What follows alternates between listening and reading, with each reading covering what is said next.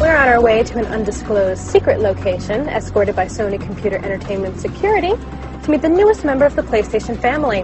With the formal announcement at this year's E3, everyone wants to get their hands on the new PSP Go. And that's exactly what we're going to do. We just don't know where yet. Nice suit.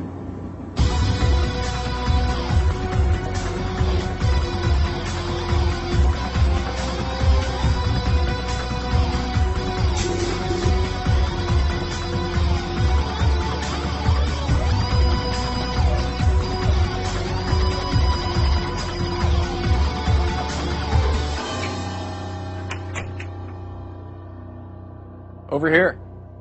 Veronica, glad you could make it.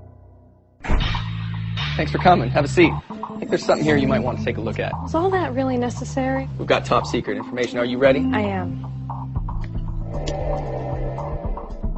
Welcome to Mama. Wow, it's so tiny. It's so much smaller. But wait a second, where is everything? Try sliding. That's how you play the game. I get it now. So fill me in. What's this all about? So this is our newest PSP. It's called the PSP Go. All right, so I want the nitty-gritty tech specs on this baby. No problem. Down and dirty. So it's a 3.8-inch screen.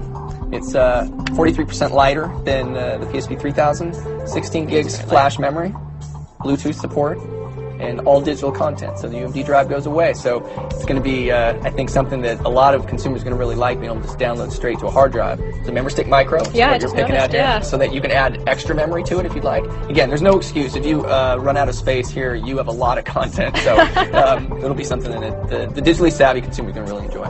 We'll set it right down here between the two of us.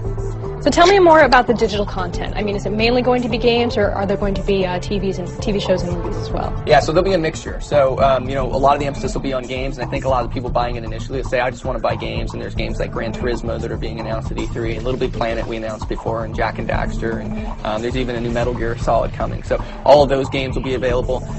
But then there's movies, and all the first-run movies that you can rent or buy through the PlayStation Network, and TV shows, as you mentioned, as well. So you can bring so much content over with you and fill it up on that 16 gigs flash memory. Well, since it is called the PSP Go, I imagine it would work with remote play as well. Integration with PS3 is very important to us, and it works just like PSP 3000, and that's a growing use. A lot of people like to be able to take their content from their PS3 with them on the go. What are the main differences between this and the PSP 3000? The first is the onboard memory, the flash memory, 16 gigs of space. There's Bluetooth support as well, so if you have a Bluetooth headset, you can actually tether it to your cell phone as well. But ultimately, it's the portability, and bringing that content with you in a smaller form factor. You've got the most immersive games on the PSP platform anyway. Now you've got a smaller unit to do it with. Is this going to replace the PSP 3000, or can you still get one of those if you want to? It won't replace the 3000. We're going to keep them both on the market. So if you're a consumer and you say, you know what, I really like tangible products, I like the disc, you can go out and get the 3000 and purchase UMD discs and movies and games with that. If you like digital and ease of use, kind of a more premium nature, the PSP Go's for you.